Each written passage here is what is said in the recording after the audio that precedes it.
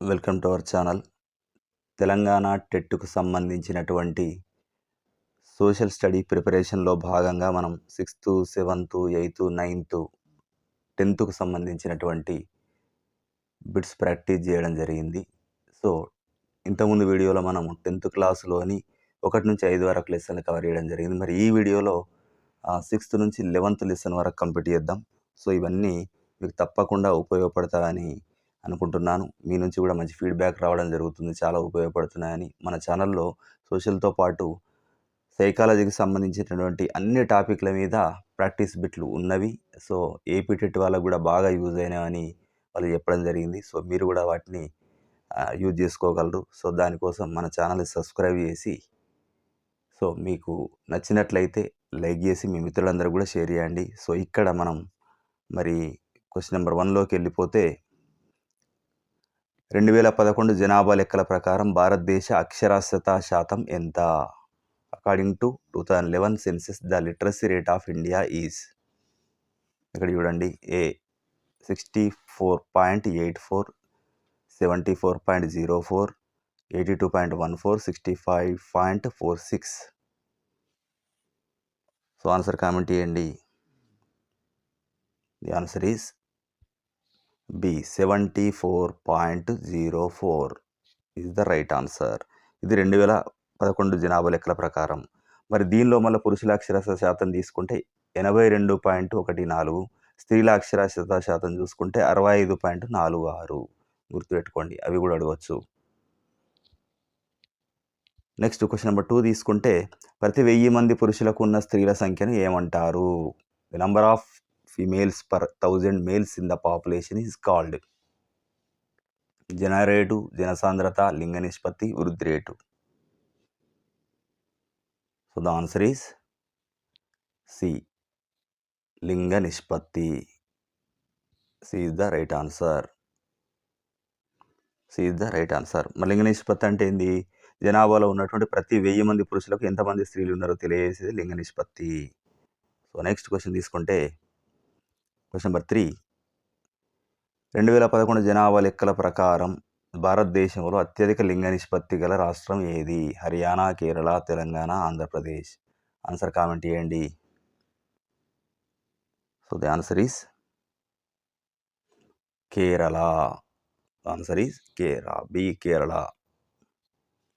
So మరి కేరళ ఎంత ఉంది? 2011 లెక్కల ప్రకారం 1084 ఉంది లింగ నిష్పత్తి. అంటే ప్రతి 1000 మంది పురుషులకు 1084 మంది స్త్రీలు ఉండడం జరిగింది. మరి అత్యల్పంగా ఎక్కడ ఉన్నది? హర్యానా లోపల ఉంది, 877 ఉన్నది. సో వీటిని కూడా గుర్తుపెట్టుకోవడానికి ప్రయత్నం చేయండి. క్వశ్చన్ నెంబర్ 4 తీసుకుంటే భారతదేశంలో పనిచేసే వయస్సు గల జనాభా ఏది? పనిచేసే వయస్సు గల జనాభా, the working age group in India is considered as 15 నుంచి 59 సంవత్సరాలు, 0 to 14 ఇయర్స్, 60 ఇయర్స్ పైబడి, 18 to 45 ఇయర్స్. ఆన్సర్ కామెంట్ చేయండి.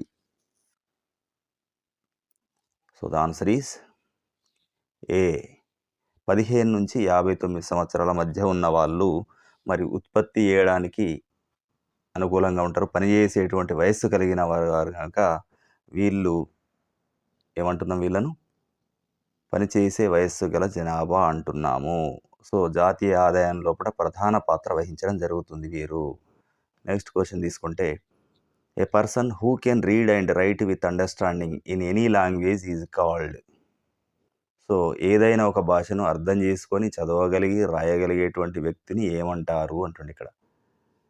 విద్యావంతుడు, అక్షరాస్యుడు, పండితుడు, పట్టభద్రుడు. సో ఆన్సర్ ఈస్ బి, అక్షరాస్యుడు. మరి ఎవరు అక్షరాస్యులు? 7 సంవత్సరాలు లేదా అంతకంటే ఎక్కువ వయసు ఉండాలి. ఏదైనా ఒక భాషను చదవడం, రాయడం, అర్థం చేసుకోవడం వచ్చి ఉండాలి. అప్పుడు వాళ్ళని అక్షరాస్యుడు అంటారు.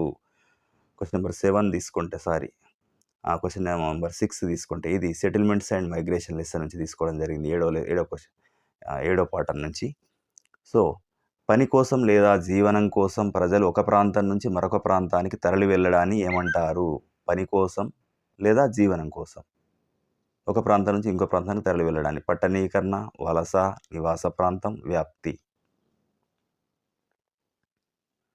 సో ద ఆన్సర్ ఈస్ వలస. ఆన్సర్ ఈస్ వలస B is the right answer. Migration is the right answer. అంటే జనరల్‌గా కొంచెం మెరుగైనటువంటి ఉపాధి కోసం కావచ్చు, లేకపోతే ఇంకేదన్నా కారణంతోటి కావచ్చు, ఒక ప్లేస్ నుంచి ఇంకో ప్లేస్‌కు పోతారు. మైగ్రేట్ అవుతారు. క్వెషన్ నంబర్ 7 తీసుకుంటే, భారతదేశంలో అత్యంత వేగంగా పెరుగుతున్న నగరం, మెగా సిటీ ఏది? అత్యంత వేగంగా పెరుగుతున్న నగరం. అది that mega city. Which is the fastest growing city, mega city in India? Mumbai, Delhi, Kolkata, Hyderabad. So the answer is B, Delhi. మరి ఢిల్లీ నగరం మెగా సిటీలన్నిట్లో కూడా అత్యంత వేగంగా జనాభా పెరుగుదలను నమోదు చేయడం జరుగుతుంది. క్వెషన్ నెంబర్ 8 తీసుకుంటే, సో వీటికి సంబంధించినటువంటి మనం ప్రాక్టీస్ చేస్తున్నటువంటి అన్ని ప్రాక్టీస్ బిట్లు పీడిఎఫ్ రూపంలో ఫ్రీగా మీకు మన వాట్సాప్ గ్రూప్లో షేర్ చేయబడతాయి. సో అందరూ వాట్సాప్ గ్రూప్లో తప్పకుండా జాయిన్ కండి. 8వ క్వెషన్ తీసుకుంటే, ఎక్కువ మంది ప్రజలు వ్యవసాయ రంగంలో నిమగ్నమై ఉండేటువంటి నివాస ప్రాంతాన్ని ఏమంటారు? The settlement where most people are engaged in agriculture is called. పట్టణ నివాస ప్రాంతం, గ్రామీణ నివాస ప్రాంతం, పారిశ్రామిక నగరం, ఓడరేవు నగరం. సో ఆన్సర్ ఈజ్, కామెంట్ చేయండి, గ్రామీణ నివాస ప్రాంతం అంటారు. ఇక్కడ ఏం జరుగుతుంది? ఇక్కడ మరి నివాస ప్రాంతాలను జనరల్గా అక్కడ వాళ్ళు ఉండేటువంటి ప్రజలు చేసేటువంటి పనుల ఆధారంగా వర్గీకరణ చేయడం జరుగుతుంది. ఎక్కడైతే వ్యవసాయం ప్రధాన వృత్తిగా ఉంటుందో దాన్ని మరి గ్రామీణ నివాస ప్రాంతం అనడం జరుగుతుంది. Aerotropolis refers to a city centred around. Aerotropolis నగరం మరి దేని చుట్టూ కేంద్రీకృతమై ఉంటుంది? రైల్వే స్టేషన్, ఓడరేవు, విమానాశ్రయం, పారిశ్రామిక మండలం. The answer is C, airport. మరి ఎయిర్పోర్ట్ చుట్టూ అంటే ఏంది? ఒక విమానాశ్రయం చుట్టూ లేదా విమానాశ్రయం కేంద్రంగా అభివృద్ధి చెందినటువంటి నగరము. సో ఇక్కడ మరి రవాణా, వాణిజ్యము ఇవన్నీ కూడా ఈ విమానాశ్రయం చుట్టూ అభివృద్ధి చెందడం జరుగుతుంది. నెక్స్ట్ 10th క్వెషన్ తీసుకుంటే, గ్రామాల నుండి పట్టణాలకు వలస వెళ్ళడానికి ప్రధాన నెట్టివేసే కారకం ఏది? పుష్ ఫ్యాక్టర్ ఏది? గ్రామాల నుంచి పట్టణాలకు వలస వెళ్ళడానికి పుష్ చేసేటువంటి కారకం ఏది? మరి ఏది పుష్ చేస్తుంది? Push factor. The main push factor for rural to urban migration. అధిక వేతనాలు, మెరుగైన సౌకర్యాలు, ఉపాధి లేకపోవడం, ఆధునిక జీవితం. మరి ఏది పుష్ చేస్తుంది వలస వెళ్ళడానికి గ్రామం నుంచి పట్టణానికి? ఆన్సర్ కామెంట్ చేయండి.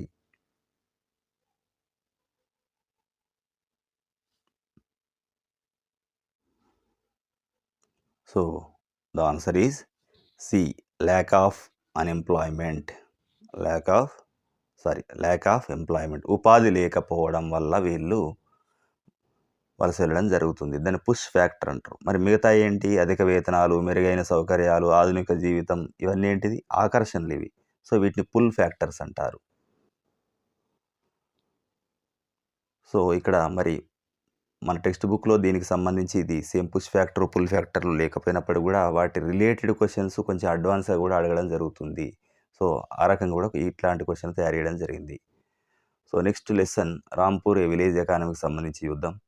సో రాంపురం గ్రామంలో ప్రాథమిక ఉత్పత్తి ప్రక్రియ ఏది? ప్రాథమిక ఉత్పత్తి ప్రక్రియ, primary production activity in Rampur village is. చిన్న తరహా పరిశ్రమలు, వ్యవసాయం, రవాణా, పాల ఉత్పత్తి. సో ఆన్సర్ కామెంట్ చేయండి.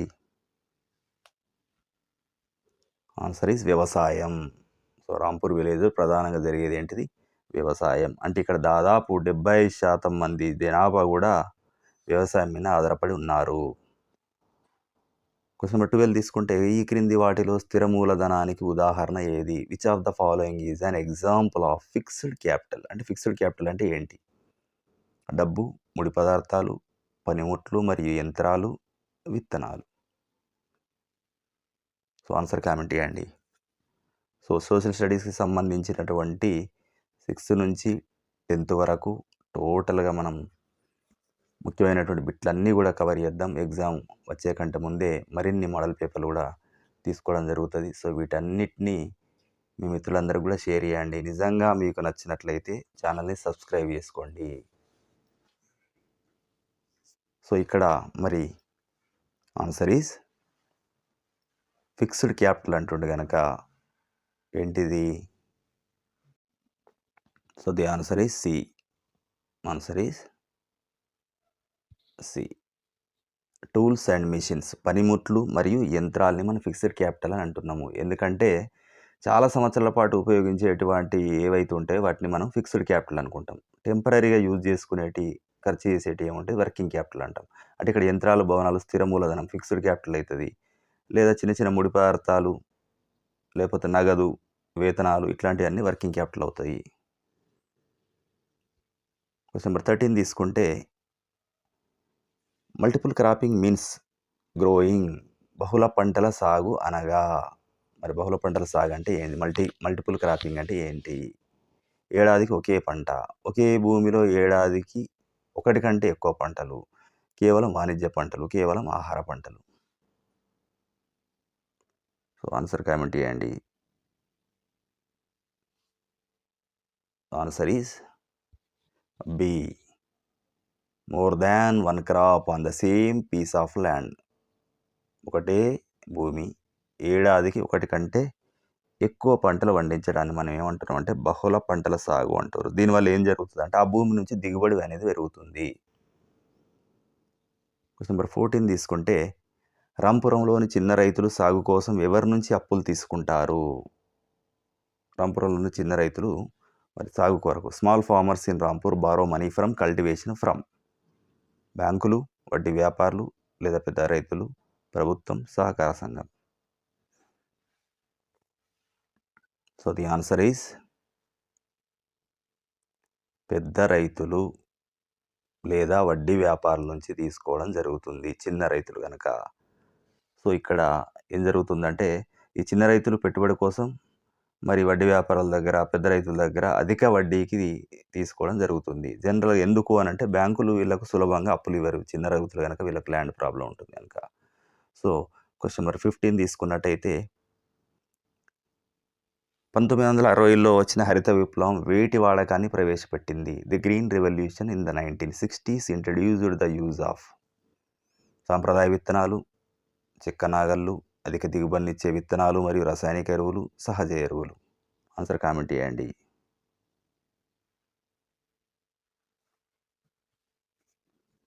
సో ఇక్కడ ఆన్సర్ ఈజ్ సి.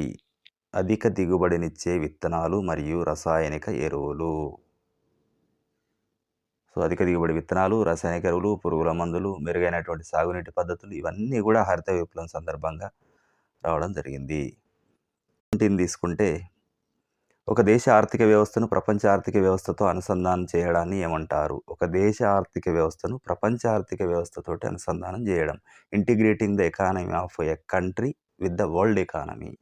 ఇది సరళీకరణ, ప్రపంచీకరణ, ప్రైవేటీకరణ, వలసవాదం.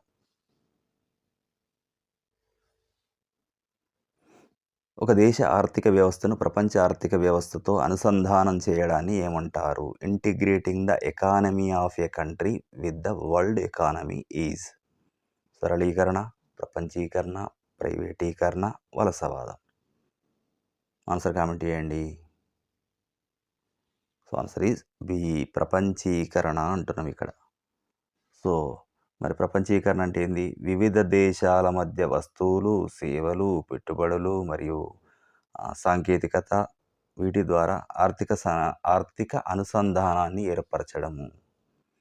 సో ఆర్థికేతర అనుసంధానం కూడా అవుతుంది. సో ప్రధానంగా ఆర్థిక వ్యవస్థతో కూడుకున్నటువంటిది ఇది. 18 తీసుకున్నట్టయితే ప్రపంచ వాణిజ్య సంస్థ WTO ప్రధాన ఉద్దేశం ఏమిటి?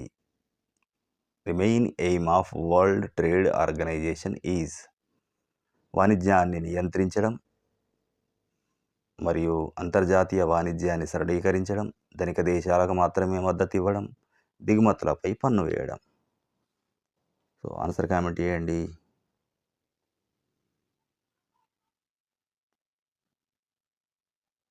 సో ఏమవుతుంది?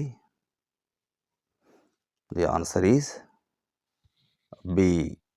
To liberalise international trade. అంతర్జాతీయ వాణిజ్యాన్ని సరళీకరించడం అనేది జరుగుతుంది. మరి దాని ప్రధాన ఉద్దేశం సరళీకరించి ప్రపంచవ్యాప్తంగా వాణిజ్యాన్ని ముందుకు తీసుకెళ్ళడమే దాని యొక్క కర్తవ్యం. సో, ఈ అంతర్జాతీయ వాణిజ్యానికి సంబంధించినటువంటి నియమాలను కూడా ఇదే రూపొందిస్తుంది. వాణిజ్యాన్ని సరళీకరిస్తుంది. క్వెషన్ నెంబర్ 19 తీసుకుంటే ప్రభుత్వం విధించిన ఆంక్షలు లేదా అవరోధాలను తొలగించడాన్ని ఏమంటారు? Removing barriers or restrictions set by the government is known as. ప్రపంచీకరణ, ప్రైవేటీకరణ, సరళీకరణ, జాతీయీకరణ. So answer is B privatisation. C liberalisation. What is that? Liberalisation. సరళీకరణ అంటున్నాం మనం దీన్ని. ఏమంటున్నాం? సరళీకరణ. మరి సరళీకరణ అంటే ఏంది? విదేశీ వాణిజ్యం మరియు పెట్టుబడుల మీద ఏదైతే ప్రభుత్వం విధించినటువంటి ఆంక్షలు ఉంటాయో వాటిని తొలగించడమే మరి దాన్ని సరళీకరణ అనడం జరుగుతుంది. క్వశ్చన్ నెంబర్ 20 తీసుకుంటే investment made by multinational company MNCs is called. బహుళజాతి సంస్థలు చేసేటువంటి పెట్టుబడిని ఏమంటారు? అంతర్గత పెట్టుబడి, విదేశీ పెట్టుబడి, స్థానిక పెట్టుబడి, ప్రభుత్వ పెట్టుబడి. So the answer is B foreign investment. విదేశీ పెట్టుబడి అనడం జరుగుతుంది. అంటే ఈ బహుళజాతి సంస్థలు ఏవైతే ఉన్నాయో ఎంఎన్సీస్ ఇతర దేశాల లోపల భూమి, భవనాలు, యంత్రాల కోసం కొనుగోలు చేసేటువంటి ఖర్చును మరి విదేశీ పెట్టుబడి, ఫారిన్ ఇన్వెస్ట్మెంట్ అనడం జరుగుతుంది. క్వశ్చన్ నెంబర్ 21 తీసుకుంటే the stock of food grains procured by the government through FCI is. FCI ద్వారా ప్రభుత్వం సేకరించిన ఆహార ధాన్యాల నిల్వను ఏమంటారు? Buffer stock, public stock, issue stock, fair stock. So the answer is మరి buffer stock. A is the buffer stock. అంటే అత్యవసర సమయాల్లో పనికి రావడానికి మరి పేదలకు సరఫరా చేయడానికి కొరకు ఎఫ్సిఐ ఈ నిల్వల్ని వేస్తుంది. క్వశ్చన్ నెంబర్ 22 తీసుకుంటే పీడిఎస్ ట్రాన్స్ఫర్. పీడిఎస్ అనగా public development system, public distribution system, private distribution system, people's delivery system. So the answer is public distribution system. ప్రజా పంపిణీ వ్యవస్థ. అంటే ప్రభుత్వం చౌక ధరల దుకాణం అంటే రేషన్ షాపుల ద్వారా పేదలకు అతి తక్కువ ధరకే ఆహార ధాన్యాలను పంపిణీ చేయడం జరుగుతుంది. క్వశ్చన్ నెంబర్ 23 తీసుకుంటే కనీస మద్దతు ధర అంటే మినిమం సపోర్ట్ ప్రైజ్ని దేనికోసం ప్రకటిస్తారు? పారిశ్రామిక వస్తువులకు, వ్యవసాయ పంటలు, బంగారం ధరలు, సేవా రంగం. ఆన్సర్ కామెంట్ చేయండి. So answer is B agriculture crops కోసం చేయడం జరుగుతుంది. అంటే రైతులకు పంట కాలం ప్రారంభానికి ముందే ప్రభుత్వం ప్రకటించేటువంటి ధరను కనీస మద్దతు ధర అనడం జరుగుతుంది. ఎఫ్సిఐ అనగా food council of India, food corporation of India, financial corporation of India and foreign corporation of India. So the answer is B food corporation of India. Food corporation of India. Next క్వశ్చన్కి వెళ్ళిపోతే question number 25 తీసుకుంటే పేదల్లో అత్యంత పేదవారికి ఆహారాన్ని అందించే పథకం ఏది? పేదల్లో అంటే which scheme provides food for the poorest of the poor. ఇది గుర్తుపెట్టుకోండి, పూరెస్ట్ ఆఫ్ ద పూర్. మధ్యాహ్న భోజన పథకం, Antyodaya Anna Yojana, ICDS, MGNREGA. So the answer is B Antyodaya Anna Yojana. మరి దీని కింద పూరెస్ట్ ఆఫ్ ద పేదల్లో అత్యంత పేదలైన వాళ్లకు నెలకు 35 కిలోల ఆహార ధాన్యాలను సరఫరా చేయడం జరుగుతుంది. క్వశ్చన్ నెంబర్ 26 తీసుకుంటే ఇది సస్టైనబుల్ డెవలప్మెంట్ విత్ ఈక్విటీ ఆలస్యం నుంచి తీసుకుందాం కొన్ని క్వశ్చన్లు. భవిష్యత్తు తరాల అవసరాలతో రాజీ పడకుండా ప్రస్తుత అవసరాలను తీర్చేటువంటి అభివృద్ధిని ఏమంటారు? Development that meets the needs of the present without compromising the future generation. మరి ఫ్యూచర్ జనరేషన్ వాళ్ళని కాంప్రమైజ్ లేకుండా ఇప్పటి అవసరాలను తీర్చుకునేటువంటి అభివృద్ధిని ఏమంటారు? వేగవంతమైన అభివృద్ధి, సుస్థిర అభివృద్ధి, ఆర్థిక అభివృద్ధి, పట్టణ అభివృద్ధి. సో ద ఆన్సర్ ఈస్ సుస్థిర అభివృద్ధి, సస్టైనబుల్ డెవలప్మెంట్ అనడం జరుగుతుంది. అంటే పర్యావరణాన్ని దెబ్బతీయొద్దు, భవిష్యత్తు తరాల అవసరాలను కూడా దృష్టిలో ఉంచుకోవాలి, మరి మన అవసరాలను కూడా ఇక్కడ తీర్చుకోవాలి. ఇది సస్టైనబుల్ డెవలప్మెంట్ అవుతుంది. క్వశ్చన్ నెంబర్ 27 తీసుకుంటే, భూగోళం వేడెక్కడానికి ప్రధాన కారణం దేని పెరుగుదల? Global warming. The main cause for the global warming is the increase of oxygen, nitrogen, carbon dioxide, argon. So the answer is greenhouse gases like CO2. CO2 అంటే హరిత గృహ వాయువులు. అంటే ఇక్కడ కర్మాగారాలు, వాహనాల నుంచి వచ్చేటువంటి పొగ ద్వారా ఇలాంటి వాయువులు వాతావరణంలో కలవడం జరుగుతుంది. ఇది గ్లోబల్ వార్మింగ్కి దారితీస్తుంది. సైలెంట్ వ్యాలీ ఉద్యమం ఏ రాష్ట్రంలో జరిగింది? Silent valley movement took place in which state? Kerala, Karnataka, Kerala, Uttarakhand, Tamil Nadu. The answer is B, Kerala. Kerala లోపట సైలెంట్ వ్యాలీ అనేటువంటి అడవుల లోపట జల విద్యుత్ ప్రాజెక్టు నిర్మాణం చేపట్టడం వల్ల జీవ వైవిధ్యం దెబ్బతింటుందని అక్కడి ప్రజలు పోరాటం చేయడం జరిగింది. క్వశ్చన్ నెంబర్ 29 తీసుకుంటే, చిప్కో ఉద్యమం దేనికి సంబంధించినది? జంతువుల రక్షణ, చెట్లు లేదా అడవుల రక్షణ, నీటి రక్షణ, నేల రక్షణ. So the answer is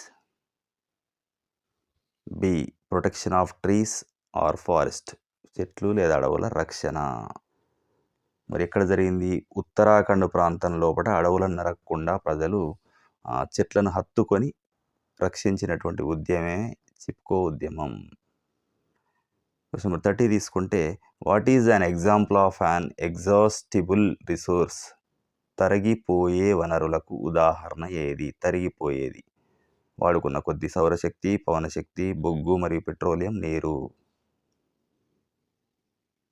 so the answer is C, coal and petroleum. మరి ఇది పరిమితంగా ఉండడం జరుగుతుంది. ఈ వనరులు వాడుకున్న కొద్దీ తగ్గిపోతాయి. తిరిగి ఏర్పడాలంటే లక్షల సంవత్సరాలు పడుతుంది. క్వశ్చన్ నెంబర్ 31 తీసుకుంటే, జనాభాలో మార్పును ఈ క్రింది ఏ సూత్రం ద్వారా లెక్కిస్తారు? The change in population is calculated by which of the following formulas? జననాలు మైనస్ మరణాలు, అంటే బర్త్స్ మైనస్ డెత్స్. ఇంకోటి births plus in migration minus death plus out migration. కేవలం జననాలు, కేవలం అవుట్ మైగ్రేషన్ అంటే బహిర్వలసలు. ఆన్సర్ కామెంట్ చేయండి.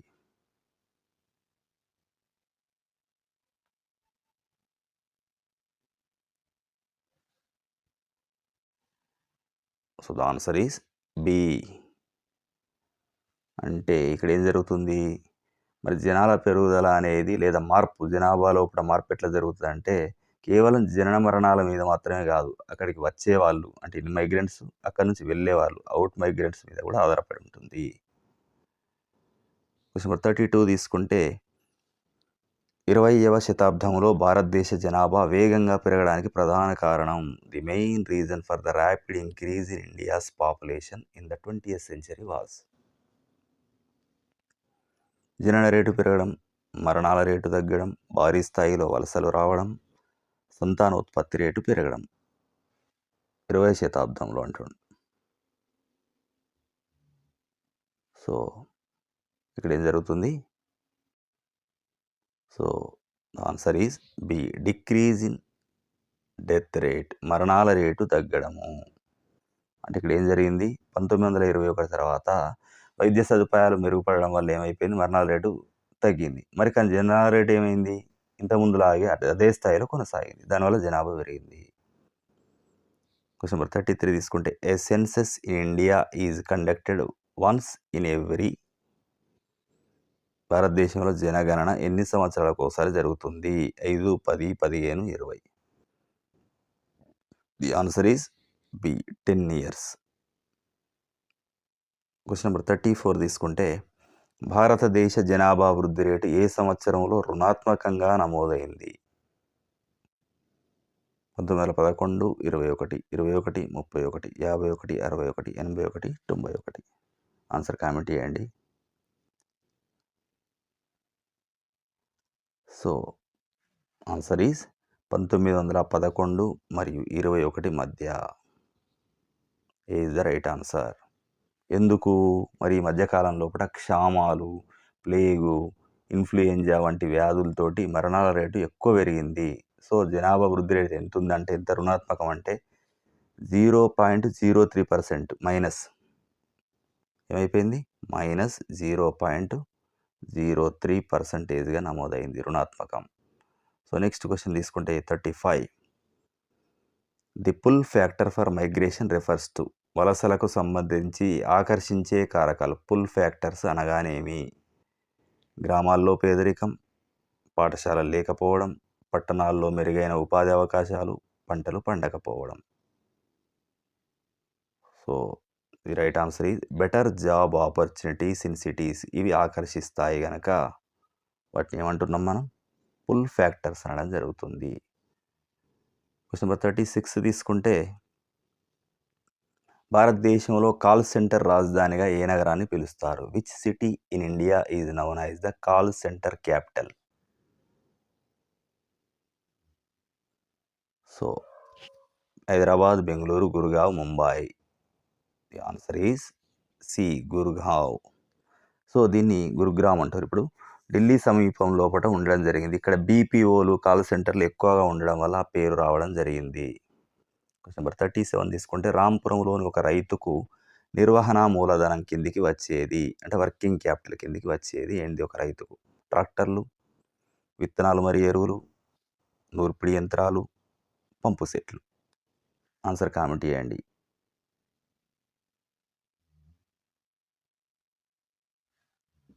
So the answer is B seeds and fertilisers. Tractor చాలా రోజులు వాడుకుంటాం, చాలా కాలం పాటు. నూర్పిడి యంత్రాలు, పంపు సెట్లు ఇది ఎక్కువ రోజులు మన్నికుంటాయి. సో జనరల్గా విత్తనాలు, ఎరువులు అనేది టెంపరీగా వాడుకుంటాం, ఖర్చు అయిపోతుంటుంది కనుక ఇది వర్కింగ్ క్యాపిటల్ కింద తీసుకోవడం జరుగుతుంది. క్వశ్చన్ నెంబర్ 38కి వెళ్ళిపోతే వ్యవసాయ పనుల నుండి వ్యవసాయేతర పనులకు ప్రజలు మారడాన్ని ఏమంటారు? వ్యవసాయ పనుల నుంచి ఎక్కడికి వెళ్తారు? వ్యవసాయేతర పనులు. Shifting of people from agricultural work to non agricultural, non farm యాక్టివిటీస్కి. ఆధునీకరణ, వృత్తిపరమైన మార్పు, ప్రపంచీకరణ, పట్టణీకరణ. మరి ఏమంటారు? కామెంట్ చేయండి. So it is the B is the right answer. Occupational shift అంటున్నారు. మరి ఎందుకు జరుగుతుంది? జనరల్గా ఏ ఆర్థిక వ్యవస్థ అయినా కూడా అభివృద్ధి చెందుతుంది అని అన్నప్పుడు ఒక గుడ్ ఇండికేటర్ ఏంటంటే ప్రజలు వ్యవసాయం మరియు పరిశ్రమల నుంచి సేవా రంగానికి షిఫ్ట్ అవ్వడం జరుగుతుంది. ఇదొక మంచి ఇండికేటర్. దేనికి? డెవలప్మెంట్, ఆధునికీకరణకు ఇది ఇండికేటర్. క్వశ్చన్ నెంబర్ 39 తీసుకుని విదేశీ వాణిజ్యం దేనికి దారితీస్తుంది? Foreign trade leads to. మార్కెట్లు వేరుపడడం, దేశాల మధ్య మార్కెట్ల అనుసంధానం, వినియోగదారులకు తక్కువ ఎంపికలు, పోటీ తగ్గడం.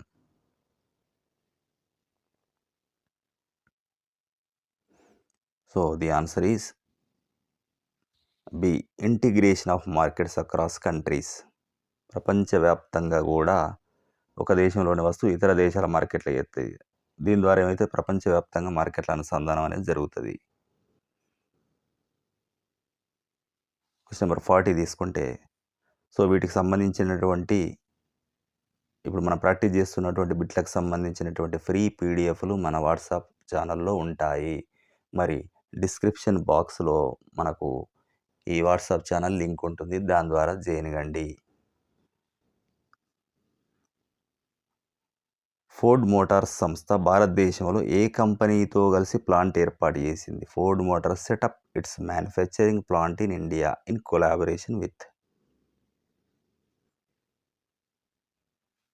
So the answer is B Mahindra and Mahindra.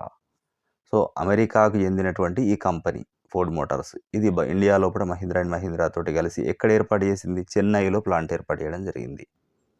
So ఇట్లా కూడా అడుగుతాడు, ఎక్కడ ఏర్పాటు చేసింది, ఏ దేశానికి చెందింది, మరి ఏ కంపెనీ ఇది? సో ఇది ఆన్సర్. నెక్స్ట్ 41 తీసుకుంటే ప్రపంచీకరణ ప్రక్రియ వల్ల తీవ్రంగా నష్టపోయిన వారు ఎవరు? Who among the following are hit hardest the process of globalisation? బహుళజాతి సంస్థలు, ధనిక వినియోగదారులు, చిన్న తరహా ఉత్పత్తిదారులు మరియు కార్మికులు, నైపుణ్యం కలిగినటువంటి నిపుణులు. ఎవరు? Answer is C, small producers and workers. చిన్న తరహా ఉత్పత్తిదారులు, కార్మికులే నష్టపోవడం జరిగింది. ఎందుకంటే మల్టీనేషనల్ కంపెనీలు, పెద్ద పెద్ద కంపెనీలు మార్కెట్లోకి ఎంటర్ కావడం వల్ల. సో ఆ పోటీని తట్టుకోలేక చిన్న ఉత్పత్తిదారులు మూసివేయడం జరిగింది, లేకపోతే నష్టపోవడం జరిగింది. 42 తీసుకుంటే జాతీయ ఆహార భద్రతా చట్టం 2013 ప్రకారం గ్రామీణ జనాభాలో ఎంత శాతం మందికి ఆహార హక్కు కల్పించారు? Under NFS act 2013 what percentage of rural population is covered? Rural population అంటుండు 50%, 60%, 70%, 90%. ది ఆన్సర్ ఈజ్ రూరల్ కనుక answer is 75%. C is the right answer. అంటే ఈ చట్టం ప్రకారం 70% గ్రామీణ జనాభాకు, 50% పట్టణ జనాభాకు తక్కువ ధరకే ఆహార ధాన్యాలను పొందే హక్కు కల్పించబడింది.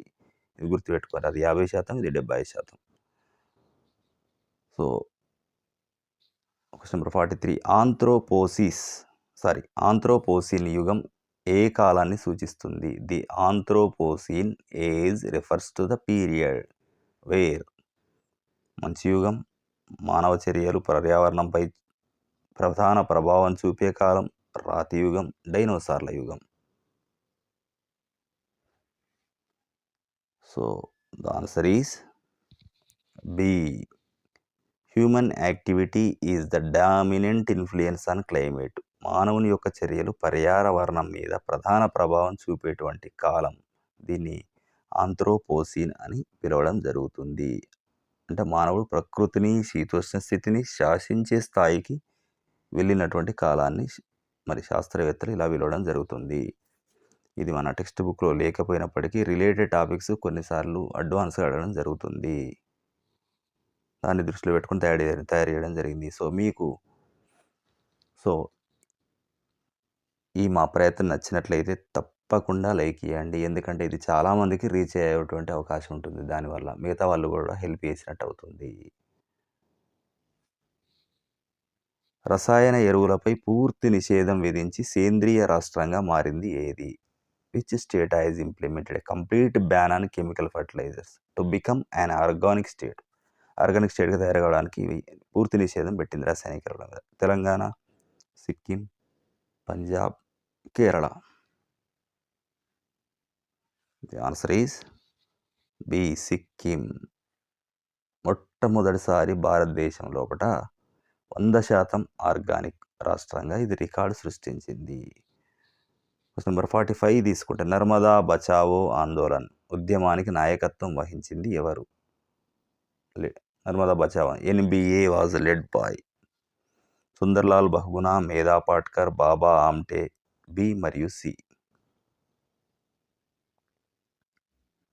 So the answer is B మరియు సి.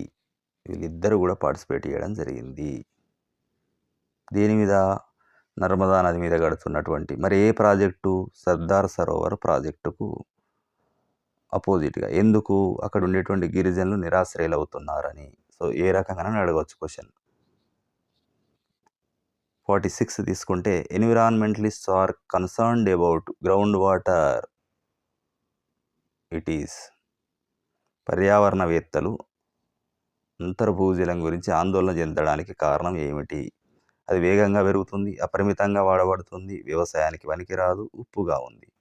అండర్ గ్రౌండ్ వాటర్ గురించి మరి పర్యావరణను ఎందుకు ఆందోళన చెందుతారు?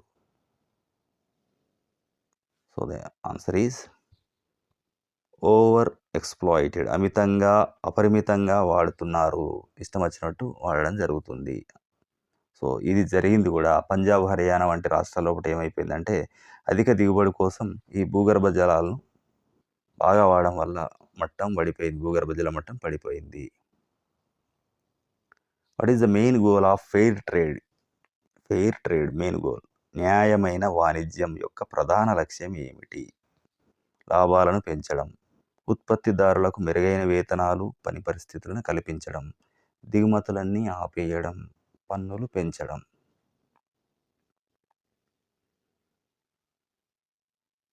సో ద ఆన్సర్ ఈస్ ఏంటి? B. B is the right answer. దీని ద్వారా ఏం జరుగుతుంది? ఉత్పత్తిదారులు మరియు కార్మికులు కేవలం తక్కువ ధరలకే కాకుండా సామాజిక న్యాయం, మెరుగైనటువంటి పని వాతావరణం కల్పించడం కూడా జరుగుతుంది ఇక్కడ. ఇది ఫెయిర్ ట్రేడ్ యొక్క ఉద్దేశం. క్వశ్చన్ నెంబర్ 48 తీసుకుంటే, which of the following is not a component of food security? Not అంటుండే, ఇక్కడ గుర్తుపెట్టుకోండి. నాట్ వచ్చిన చోట జాగ్రత్తగా ఉండండి. ఎగ్జామ్లో తొందరపాటులో బిట్టు ఓటుకునే అవకాశం ఉంటుంది. క్రింది వాటిలో ఆహార భద్రతలో భాగం కానిది ఏది? ఆహార లభ్యత, ఆహార అందుబాటు, యాక్సెసిబిలిటీ, ఆహార కొనుగోలు శక్తి, పారిశ్రామికీకరణ. కానిది అంటుండే ఇక్కడ. లభ్యత, అందుబాటు, కొనుగోలు శక్తి, పారిశ్రామికీకరణ. So the answer is D. ఇది కానిది ఇదే, పారిశ్రామికీకరణ. ఎందుకంటే ఈ లభ్యత, అందుబాటు, కొనుగోలు శక్తి 3 కూడా దానిలో భాగమే. క్వశ్చన్ నెంబర్ 49 తీసుకుంటే, రాంపురంలోని పెద్ద రైతులు తమ పొదుపు మొత్తాలను దేనికి వాడతారు? Large farmers in Rampur use their savings to. చిన్న రైతులకు అప్పులు ఇవ్వడానికి, ట్రాక్టర్లు, ట్రక్కులు కొనడానికి, దుకాణాలు ఏర్పాటు చేయడానికి, పైవన్నీ.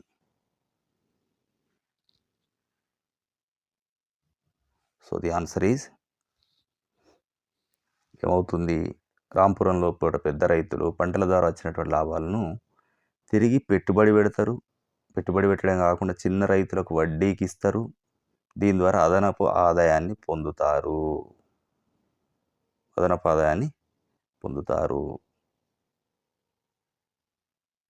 So the answer is D, పైవన్నీ. నెక్స్ట్ క్వశ్చన్ తీసుకుంటే, ప్రపంచీకరణ ద్వారా మార్కెట్ల అనుసంధానం దేనికి దారితీస్తుంది? ప్రపంచీకరణ ద్వారా మార్కెట్ల అనుసంధానం అనేది దేనికి దారితీస్తుంది? Integration of markets through globalisation leads to. ఏం జరుగుతుంది? ఒకే రకమైన వస్తువుల ధరలు సమానం అయ్యే అవకాశం ఉంటుంది. ధరలు ప్రతి చోట పెరుగుతాయి. వాణిజ్యం ఆగిపోతుంది. మరియు ప్రభుత్వాలు సరిహద్దులు మూసివేస్తాయి. ఏం జరుగుతుంది మరి గ్లోబలైజేషన్ వల్ల? ఆన్సర్ కామెంట్ చేయండి. So the answer is A. Prices of similar goods tend to become equal. ఒకే రకమైనటువంటి వస్తువుల ధరలు సమానమయ్యే అవకాశం ఉంటుంది ఇక్కడ. అంటే దేశాల మధ్య వాణిజ్యం పెరిగినప్పుడు ఏం జరుగుతుంది అంటే పోటీ ఏర్పడుతుంది. ఈ పోటీ వల్ల ఏమవుతుంది? ఒకే రకమైనటువంటి వస్తువులు ఏమన్నా 2 ఉన్నాయంటే వాటి మధ్య ధరల వ్యత్యాసం తగ్గిపోతుంది. సమానమయ్యేటువంటి దిశగా ఇవి సాగుతాయి అన్నట్టు. సో ఇవి మరి 10th క్లాస్ సంబంధించినటువంటి 6th నుంచి 11th లెసన్ వరకు ఉన్నటువంటి కొన్ని ఇంపార్టెంట్ బిట్స్ ఇవి. సో దీంతో పాటు మిగిలిన లెసన్లు అన్నీ కూడా కవర్ చేద్దాం. మీకు నిజంగా యూజ్ఫుల్ అయినట్టయితే సబ్స్క్రైబ్ చేయండి. మిత్రులందరూ కూడా షేర్ చేయండి. ఎక్కువ మందికి రీచ్ కావాలంటే లైక్ చేయండి. Thank you.